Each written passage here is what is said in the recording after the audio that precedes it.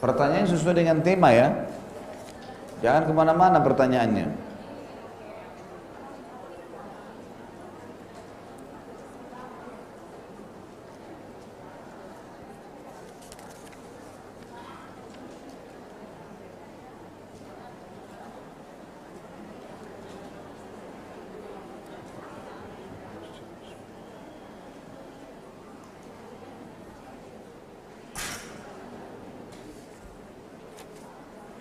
Baik, sambil tunggu yang dikumpulin, saya baca dulu. Apakah boleh kita iktikaf di luar daerah tempat tinggal kita? Contoh, saya mukim di Jakarta, mau iktikaf di daerah Bogor karena nyari sunyi dan udara sejuk. Boleh saja. Insya Allah tidak ada masalah itu. Allahu alam, yang saya tahu tidak ada masalah. Cuma yang ditekankan oleh para ulama agar usahakan kalau bisa cari masjid yang jami' ya, yang dipakai sholat Jumat. Masya Allah, cerewet betul.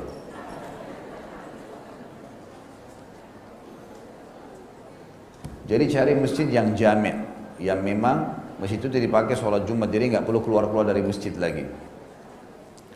Apakah yang datang ke masjid di 10 hari akhir Ramadan di atas jam 12 malam sampai menjelang sahur termasuk iktikaf? Ya, masuk saja. Tadi kan sudah saya jelaskan pendapat-pendapat para ulama.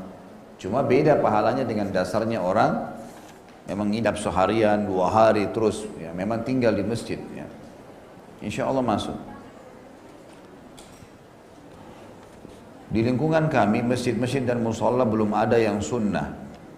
Putra kami usia 9 tahun dan belum balik. Bagaimana sebaiknya melaksanakan sholat tarawih di rumah atau di musola saja? Sholat saja di masjid ya, di musola nggak masalah. Tidak usah ikutin ritual-ritual yang bid'ahnya, gitu. Kita cuma ikut sholatnya. Kecuali kita temukan ada masjid yang bagus, yang jauh dari bid'ah, maka sangat baik ya. Tapi kalau tidak ya sudah, kita sholat ikut sholatnya saja. Bagaimana hukum pahala apa yang didapat atau apa yang didapat? Hukum pahala yang didapat jika saya badal umrah pada bulan Ramadan. Mohon penjelasannya. Ini pendapat ulama ya, masih khilaf tentang masalah badal umrah. Yang ada adalah haji. Kalau haji itu memang ada. Tapi ulama umumnya mengatakan yang masuk haji berarti masuk juga umrah. Maka nggak ada masalah insya Allah. Kalau memang bapak ibu nggak mampu, gitu kan, nggak mampu memang nggak bisa, maka itu insya Allah tidak ada masalah. Masya Allah, banyak sekali. Ini balas dendam apa bertanya? Karena mau libur ya. Bagaimana berpuasa di negara tanpa matahari terbenam? Contoh kota Tromso yang terletak di wilayah utara Norwegia. Terima kasih Ustaz. Allahu alam, itu yang saya tahu dia mengikuti negara terdekat. Negara terdekatnya. Negara terdekatnya yang kira-kira dekatnya mana, terbenamnya matahari kapan, maka itu diikutin sama dia.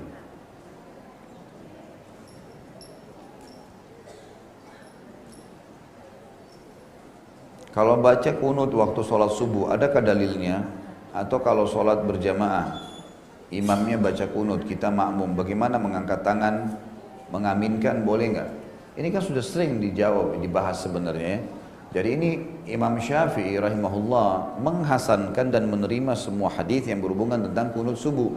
Imam Ahmad yang merupakan murid beliau dan ahli hadis mengatakan hadis ini semuanya lemah. Maka Imam Ahmad dalam mazhab beliau tidak membaca kunut subuh dan hanya kunut witir. Dan kunut witir hadisnya sahih semuanya. Lafadznya sama dengan yang sering dibaca. Imam Syafi'i mengatakan itu boleh ya. Tapi Imam Ahmad pernah ditanya oleh beberapa muridnya, bagaimana hukumnya? Bagaimana hukumnya kalau kami sholat di belakang orang yang bermadzhab Syafi'i, mereka kunut, apa yang harus kami lakukan? Kata Imam Ahmad, kalau tidak mau kunut jangan ikut sholat. Artinya memang harus kunut, ikut saja. Karena memang hadis itu masih diperselisihkan.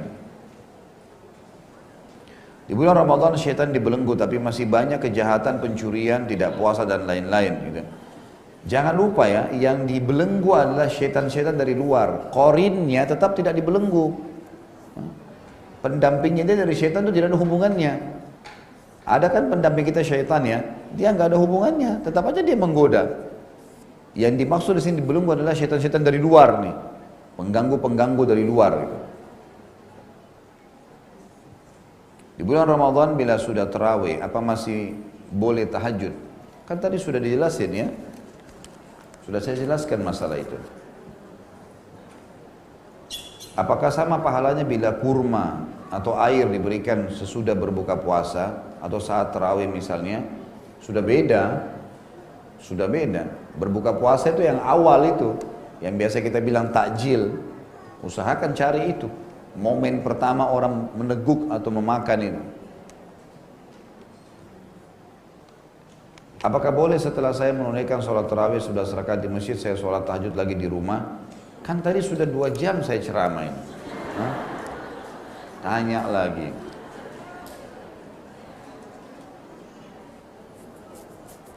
Ustaz yang dirahmati Allah, sama-sama insya Allah. Niat kita memberi sedekah puasa pada orang yang berpuasa. Bagaimana jika orang yang kita kasih buka puasa tersebut puasanya hanya menahan lapar dan haus saja, sedangkan puasa masih suka bergibah? Apakah pahala yang kita dapatkan utuh di sisi Allah? Innamal a'malu binniyat. Ya. Dalam Islam kan kita menghakimi sesuatu secara zahir, yang kelihatan, kan itu. Kita nggak tahu keadaannya. Makanya kita kasih saja. Masalah nanti dia tidak benar atau itu kita diberikan oleh Allah sesuai dengan niat kita.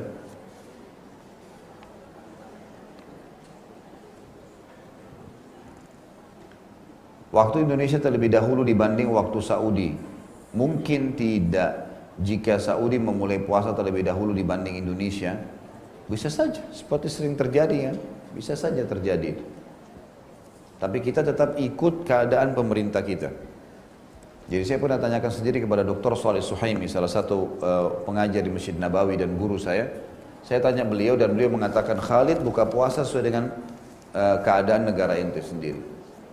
Ikut puasa di sana. Bagaimana? Kapan terlihat? Terlihat. Kalau enggak, ya enggak. Itu pendapat yang beliau sarankan, walaupun memang masih khilaf di antara ulama masalah ini.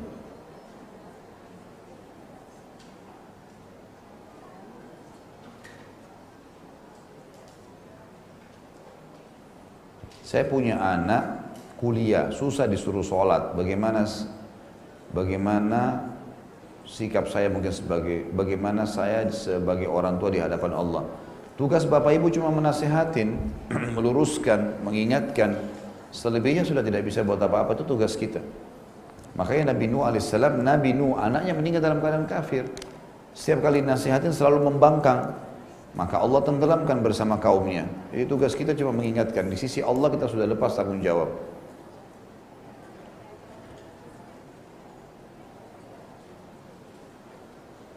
Coba fokus tentang masalah tema dulu ya.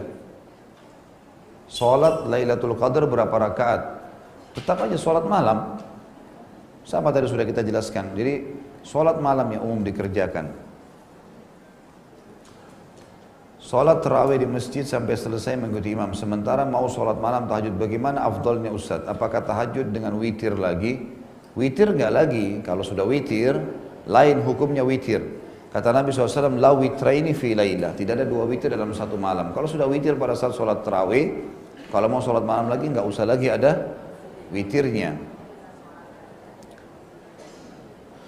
Kalau lupa untuk mandi junub, ternyata ingatnya sudah siang. Bagaimana dengan puasanya? Apakah harus dilanjutkan atau tidak? Loh, berarti nggak sholat subuh nih. Hah? Bagaimana caranya tuh? Tentu saja kalau pas orang berhubungan badan dan mandi dalam keadaan junub, kemudian dia bangun azan subuh, bolehkah dia puasa? Jawabannya boleh. Gak ada hubungannya dengan dia belum mandi junub dengan puasanya, gak ada hubungannya sama sekali. Tapi jangan sampai ketinggalan sholat subuh nih. Ya. Apakah ibu menyusui yang tidak mampu puasa hanya wajib membayar fidyah saja atau wajib mengqadha, mengganti puasanya? Tentu fatwa ulama mengatakan wanita menyusui, wanita hamil, orang tua yang sudah tua sekali nggak bisa lagi puasa, dengan orang yang dikhawatirkan tidak akan sembuh penyakitnya, tidak bisa lagi puasa karena penyakitnya dia berat gitu, harus konsumsi obat terus misalnya, maka 4 orang ini boleh bayar fidyah 2,5 kilo beras per hari dikali jumlah hari yang dia tidak puasa. Bacaan buka puasa yang sesuai dengan sunnah ternyata berbeda dengan yang umumnya. Mengapa bisa terjadi? Yaitu ada hadis yang lemah dan ada hadis yang sahih. Kalau hadis yang sahih adalah dhahabat dhama wa btalatil uruq wa thabatal ajru insyaallah. Hanya itu yang disebutkan dalam hadis sahih. Jadi sudah hilang haus kami, gitu kan? Terbasahkanlah semua urat-urat ya kami dan juga semoga dicatatkan pahala. Kalau lupa sholat witir yang selalu kita kerjakan terus harus di qadha besok, berapa rakaat besoknya?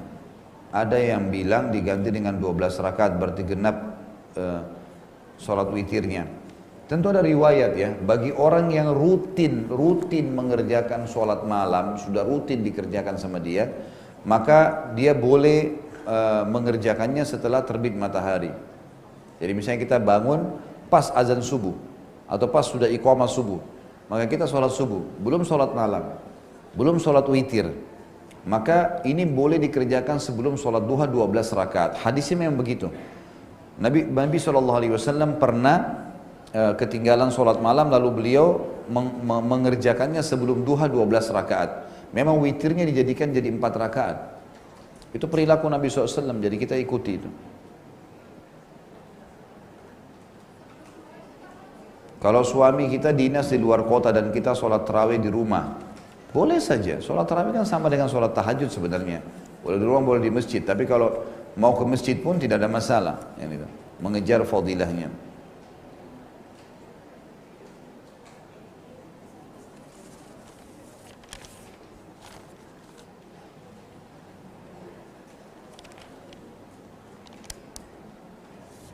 Ini hampir sama semua pertanyaannya.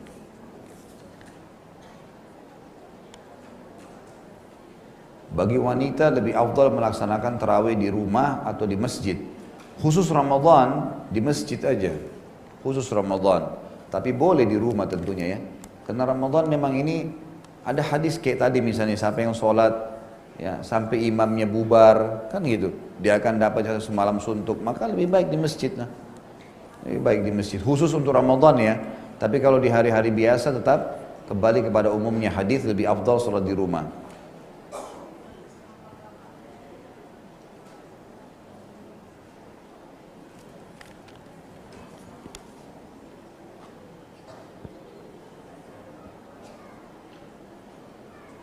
Amalan ibadah apa yang afdal untuk umrah di bulan Ramadan dan bagaimana umrah kita lakukan yang maksimal di bulan Ramadan agar tidak sia-sia dalam menjalankannya.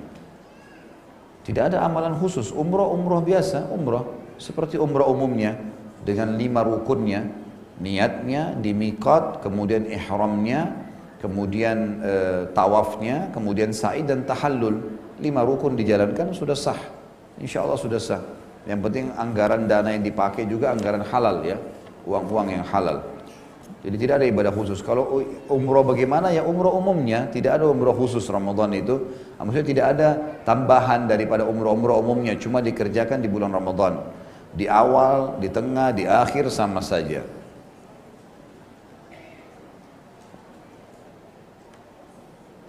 Apakah memang diharuskan setiap kali sholat isya, setelah sholat isya diselingi dulu ceramah sebelum melaksanakan sholat tarawih? Tentu saja tidak harus. Tidak harus itu. Tapi apakah boleh? Ulama membolehkan. Kenapa? Karena itu ilmu, majelis ilmu. Majelis ilmu ini tidak kenal waktu. Habis sholat, ada yang mau kultum tiba-tiba.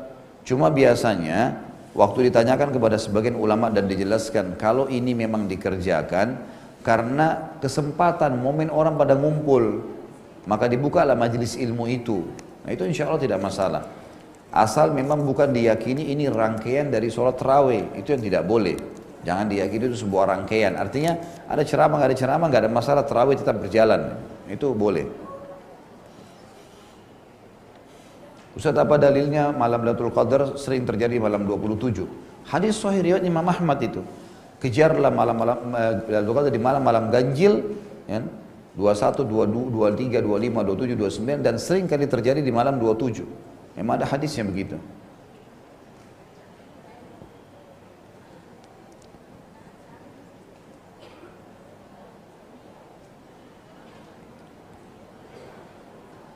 Apakah sudah sejak zaman Rasulullah SAW ada perbedaan bacaan dalam sholat seperti doa iftitah, ruku, sujud juga dalam doa i'tidal dan tahiyat? Sebenarnya bukan perbedaan ya, cuma memang ada beberapa jenis lafadz. Seperti doa iftitah itu ada banyak sekali, lebih dari 7 macam. Doa ruku, doa sujud, doa di antara dua sujud, memang banyak ragam riwayatnya. Dan ini di buku doa yang saya sering pandukan agar Bapak Ibu milikin, yang warna hijau ya sekarang, saya cetak lagi dengan yayasan saya itu. Maka itu penting sekali untuk dimiliki. Di situ ada macam-macam doa yang memang sudah disunnahkan oleh Nabi SAW. Dan boleh orang pilih salah satunya atau menghafal semuanya. Dulu saya pernah meninggalkan sholat. Apakah memang ada hukumnya kalau sholat bisa kita ganti di masa sekarang? Seperti mengganti puasa Ramadan. Tidak ada qadha sholat yang hukum seperti ini. Sholat itu hanya boleh dilakukan kalau kita lupa. Hadis Nabi SAW, siapa yang lupa sholat dan dia harus mengerjakan kapan dia mengingatnya. Itu ada hadisnya. Misal kita tadi subuh buru-buru jalan, lupa sholat subuh karena kesibukan, kemudian tiba-tiba ingat di waktu duhur, oh tadi saya belum sholat subuh nih. Itu wajib dikerjakan karena dia lupa. Gitu kan? Kapan dia ingat dia kerjakan. Walaupun subuh itu diingat nanti waktu saat sholat isya. Kalau dia betul-betul lupa, tetap dikerjakan. Tapi tidak ada dalam Islam mengqadha solat yang 50 tahun lalu tidak pernah solat, sekarang taubat lalu mengerjakannya. Ini tidak ada. Karena bentrok dengan hadis Nabi SAW, hadis Sahih riwayat Bukhari. Pernah ada seorang wanita bertanya kepada Aisyah radhiyallahu anha, mengatakan, wahai Aisyah, kenapa kita ini disuruh mengqadha puasa, tidak disuruh mengqadha solat? Maka kata Aisyah, aharuriyun anti? Apa kau dari wilayah Haruri? Haruri ini wilayah di Irak, tempatnya orang-orang Khawarij di situ. Kaum Khawarij ini Bapak Ibu sekalian suka baca ayat secara letterlet saja. Misal, perangilah orang-orang kafir. Bagi mereka semua kafir harus diperangi walaupun tetangganya.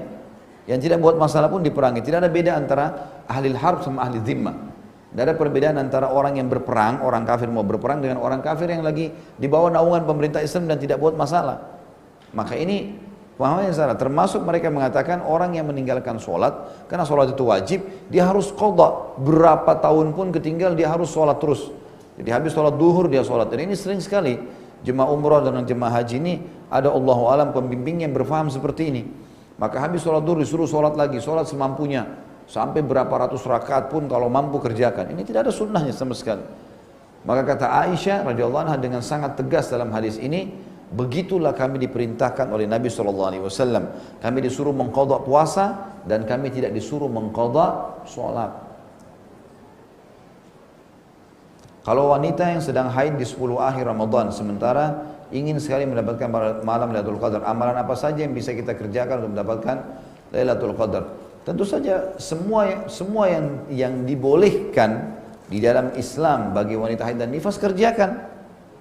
Seperti misal, yang dilarang sholat, puasa, ya, menyentuh fisik Al-Quran, mushafnya, hanya itu kan?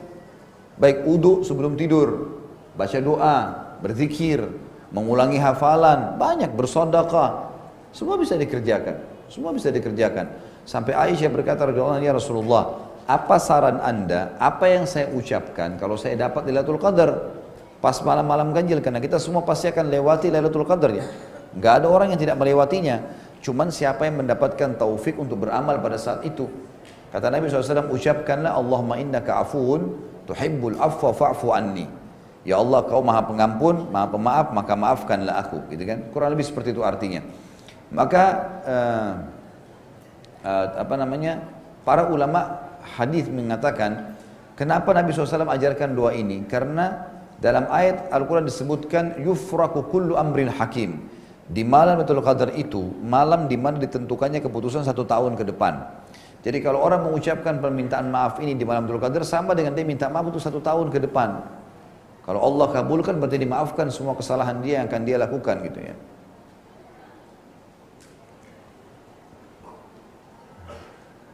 Di keluarga suami ada kebiasaan membuat acara buka puasa yang mengundang anak yatim ke rumah. Bagaimana hukumnya? Apakah lebih baik kita yang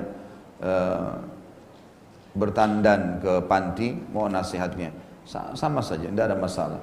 Undang orang buka puasa, kan Umar bin Khattab tadi mengundang orang kan, jadi nggak ada masalah. Boleh undang orang, boleh ngantarin di sana buka puasa, intinya membuka puasakan orang. Intinya itu.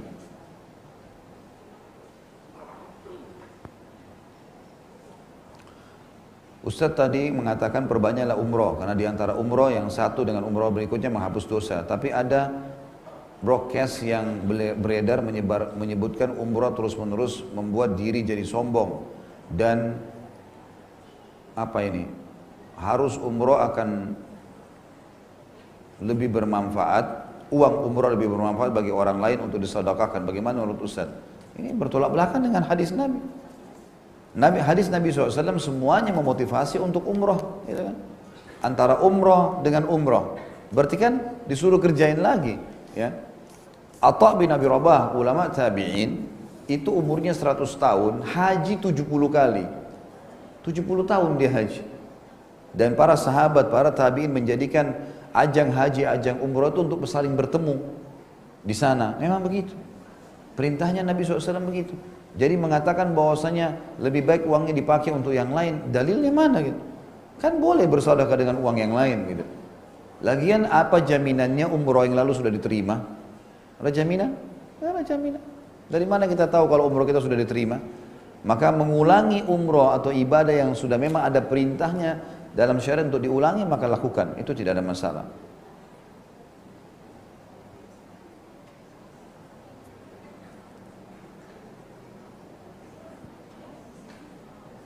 Kami sudah berumah tangga sekitar 20 tahun dan belum dikaruniai anak. Saat ini dokter menyuruh untuk mengangkat rahim saya dan indung telur karena ada tumor jinak dan infeksi. Bagaimana sebaiknya Ustaz? Allahu alam, ini kan kalau memang dokter yang mendeteksi itu, maka saran saya yang pertama adalah mengucapkan kalimat istirja, inna lillahi wa inna ilaihi raji'un, Allahumma ajirni fi musibati wa akhlif li khairan minha. Karena kata Nabi SAW, siapa yang baca ini, kami milik Allah, kami akan kembali kepada Allah. Ya Allah, tolonglah saya dalam musibah saya ini dan gantikan yang lebih baik. Maka Allah akan gantikan yang lebih baik, pastinya. Baca, ucapkan dulu itu. Inna lillahi wa inna ilaihi raji'un. Allahumma ajirni fi musibati wa akhlif li khairan minha. Yang kedua, saya sarankan ibu coba ke dokter lain, tidak harus fokus satu orang. Karena sering kita temukan diagnosanya beda-beda gitu. Saya pernah alamin sendiri gitu. Anak saya sakit, dokter si A mengatakan ini, dokter si B mengatakan ini, beda-beda gitu. Dan ternyata memang dari dokter-dokter ini memang berbeda karena hanya mendiagnosa saja. Bisa benar, bisa tidak. Kalau sudah beberapa dokter mengatakan hal yang sama, ya sudah. Pasrah kepada Allah, tawakal. Memang itu mungkin keinginannya Allah SWT. Zakat fitrah apa boleh dibagikan kepada bibi kita sedangkan keadaan anak-anaknya mampu? Kalau dia sendiri tidak mampu boleh. Kalau dia sendiri si bibi kita ini tidak mampu maka boleh saja.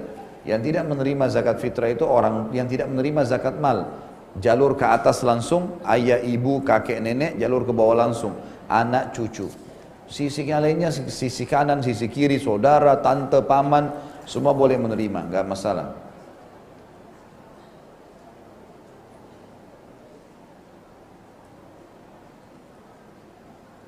Ini tulisannya tulisan indah, jadi susah dibaca ya. Bila sholat tarawih yang 23 rakaat tumak ninanya tidak ada, cepat-cepat, bagaimana hukumnya? Alangkah baiknya 11 rakaat saja. Tentu saja cari masjid yang bagus ya. Dari sekian 10.000 masjid dan musola di Jakarta tidak bisa cari yang bagus, cari yang bagus. Yang tumak nina, yang tenang, memang khususkan, programkan ke situ. Saran saya itu. Bagaimana sholat tarawih pelaksanaannya? Apa 4-4-3, 2-2-2-2-3 melaksanakannya? Tentu saja ini sholat malam Nabi SAW semuanya ada riwayatnya. Semua ada riwayatnya itu. Jadi ada riwayat yang menjelaskan Nabi 2 rakaat salam, 2 rakaat salam, 2 rakaat salam, 2 rakaat salam, sholat malamnya selesai, kemudian witir 2-1. Pernah Nabi SAW kerjakan 2 rakaat masing-masing sholat malam, witirnya 3 sekaligus tapi tanpa tahiyat pertama. Sebagaimana sabda beliau, jangan jadikan witir kalian seperti sholat maghrib, tapi tanpa tahiyat pertama jadinya. Pernah juga Nabi SAW kerjakan 4 rakaat tanpa tahiyat pertama, salam rakaat keempat, 4 rakaat, 2-1 witirnya. Pernah juga Nabi kerjakan 4 rakaat, 3 sekaligus witirnya. Pernah Nabi SAW kerjakan 8 rakaat sekaligus sholat malamnya, tanpa tahiyat pertama pun, itu di rakaat terakhir nanti akan 8, witirnya 2-1 dan pernah juga witirnya 3. Pernah Nabi SAW menggabungkan 11 rakaat sekaligus. Untuk lebih jelas Bapak Ibu saya sarankan beli buku Sholat Tahajud. Ya, judulnya begitu, bukunya kecil, Rp10.000. Antara 7.000 sampai 10.000 itu terbitan Pustaka Ibnu Umar. Menurut saya itu sudah sangat bagus gitu. Ini terulang-ulang pertanyaannya. Apakah malam Lailatul Qadar itu hanya turun di masjid? Ini bukan turun ya. Malam terjadi malam. Itu terjadi di mana saja. Pokoknya di seluruh muka bumi ini dia terjadi. Imam Nawawi rahimahullah pernah mengatakan, saya pernah tertidur di malam ganjil dan atap rumah saya itu ada celah cahaya, ada celah yang terbuka. Lalu saya terbangun karena adanya cahaya yang menimpa wajah saya. Pada saat saya terbangun, saya lalu keluar, saya melihat langit sangat cerah. Maka saya pun menyadari kalau itu Lailatul Qadar. Tapi beliau tidak sebutkan malam apa itu ya. Ini salah satu statement yang disampaikan Imam Nawawi secara pribadi. Artinya semua orang bisa dapatkan walaupun di rumahnya, walaupun di masjid, walaupun di jalanan. Karena malam ini akan kita laluin, tidak mungkin tidak. Makanya kita disuruh kejar, cari di malam-malam ganjil itu. Jangan sampai atau di 10 akhir Ramadan. Allahu a'lam. Baik, sudah jam 11 lewat, kita tutup sampai sini insyaAllah. Semoga bahasan kita pada hari ini bermanfaat dan juga semoga Allah subhanahu wa ta'ala menjadikan ini sebagai tambahan amal kita pada hari kiamat. Semoga semua yang sakit disembuhkan penyakitnya, yang terlilit utang dilunasi utangnya, yang belum dapat hidayah dimudahkan dapat hidayah, yang sudah dapat hidayah dimudahkan untuk mengamalkan, dan seluruh muslimin dan muslimat yang sedang berbuat atau sudah pernah berbuat dosa yang hadir di sini, dan kedua orang tua kita agar dimaafkan dengan kemahamurahannya Allah Sang Pemurah, menjadi pahala dan diganti menjadi pahala, serta seluruh muslimin dan muslimat di luar sana yang hidup dan juga yang sudah meninggal juga dimaafkan oleh Sang Pemurah. Juga semoga Allah menyatukan kita semua di surga firdausnya tanpa hisab, dan terus saja kita berdoa untuk saudara kita di Palestina, di Syria, di Yaman, di Irak, di Myanmar, di Ahsa, dimanapun yang sedang tertindas. Semoga Allah ikhlaskan niat mereka, terima para syuhada mereka, muliakan Islam di tangan mereka dan tangan kita semua, dan semoga Allah partisipasikan kita bersama mereka di pahala, baik dengan doa dan harta juga dengan jiwa kita. Sebelum kafaratul majlis, saya mengajak Bapak Ibu sekalian, buku yang ada di tangan Bapak Ibu tentang kiat-kiat bulan Ramadan, kalau ada sebagian yang sudah mendapatkan, itu kami cetak ulang. Dan itu bagi yang berminat untuk mendapatkan amal jariah, kesempatan untuk membayar infaknya, kemudian disebarkan, bisa sebarkan sendiri, bisa kami sebarkan juga di setiap pengajian. Ini sebelum tiba Ramadan, jadi itu sangat besar sekali manfaatnya, orang bisa membacanya. Dan bagi yang berminat untuk ikut nanti program kurma, dus kurma, bisa mengambil nomor HP saya dari teman-teman panitia di sini, kemudian nanti akan menghubungi saya. Nanti insya Allah bukti transfer bisa dikasih ke saya, atau kurmanya mau diambil langsung ke tempat saya di Condet Raya nomor 50 tentunya. Itu di sebelah SPBU, tinggal diambil, ada ruko, ada neon box Ajwad.